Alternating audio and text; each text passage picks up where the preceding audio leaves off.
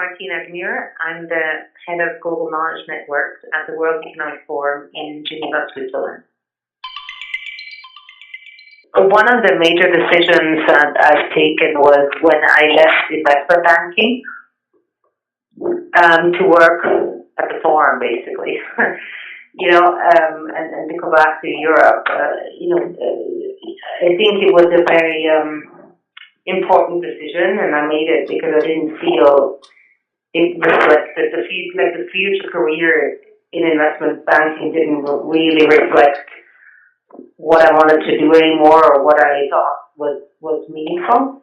And it was a difficult decision because clearly investment banking at that time was a very lucrative position and something that was also, had a high prestige. So changing careers like this was, I guess, a big decision and a big challenge for me to overcome. But I've never regretted it, and I think it has prepared me very well for this job. It has given me a lot of tools and ways of thinking that I wouldn't have had otherwise, but also has given me just the strength to know I made the right decision, and that sometimes it has to be radical change. It's okay to rethink your career even after a couple of years, at whether you're still on the right track or whether this is still the right thing to do. Huge pressure for leaders, especially in the current economic situation, but just generally, to do more with less. The demands of work are becoming increasingly challenging. They're changing constantly, and in a certain way, they're also becoming maybe a little bit unrealistic. Then how do you manage this, long term with the workforce and the resources at your availability? I think the big one. The other one is to really find a real purpose and become more mindful, I guess, about the role that you as a leader want to play and what that means for the people and the organizations that you're leading. I think there's definitely people who feel better than others. Clearly, there's some people who have a much bigger talent and understanding how to deal with it. One is obviously the awareness that you're dealing with a problem. So making sure you have that awareness and understanding what are the biggest challenges, the first step, obviously. But then beyond that, what I've seen in successful leaders is they really balance the long term with the short term, but in a way also that they're very smart about how they distribute and empower their own people to do the same. So it's not so dependent only on one person, but it becomes much more of a team or wider organizational effort that people are conscious and understanding the trade-offs between the two, because in many cases there's a trade-off between the short and long term. What I have seen personally a lot more positive sort of messages from the next generation.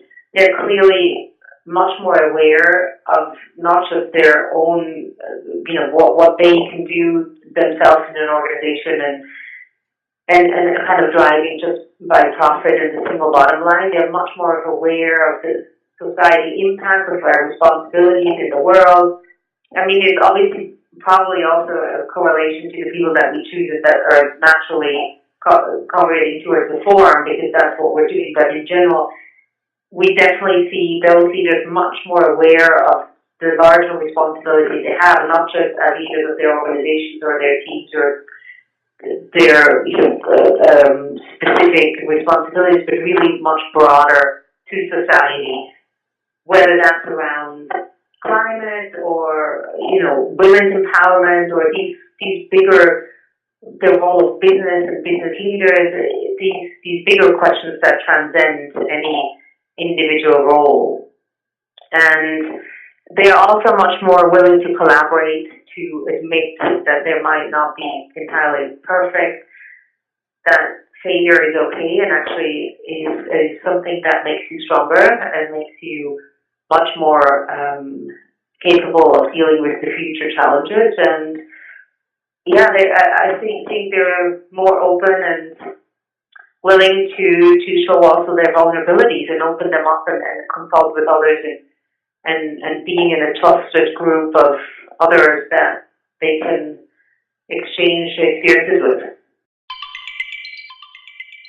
One of the things that I keep really trying to work on and to integrate in my daily work is to ask the right questions.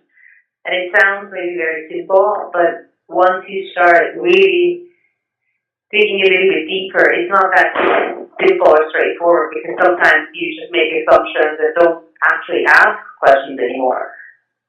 And so the first step is to keep on asking questions and be curious about the sort of outliers of certain things. And secondly, not just ask questions, but ask the right ones, which is the tricky part.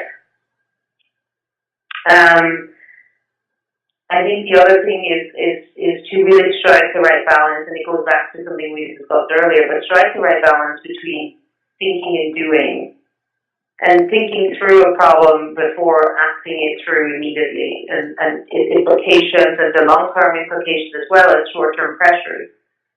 In certain cases, it just requires a little bit more thoughtful consideration than just immediate reaction that might be an easy one to get into.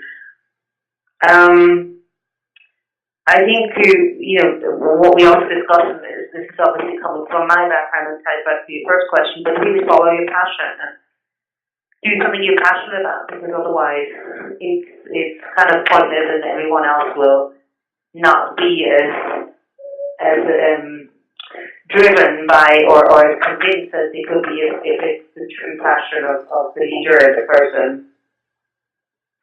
And to do the right question and asking the right questions, just to always stay curious and explore other areas that you might not be directly responsible for, and learn and read and have conversations with people that are maybe not directly related to what you're doing, but explore what's outside your domain, because issues become much more integrated and interconnected over time than they were maybe 100 years ago. So, in the future it will even be more so that people have to understand how issues relate to each other and why they influence each other and what that means.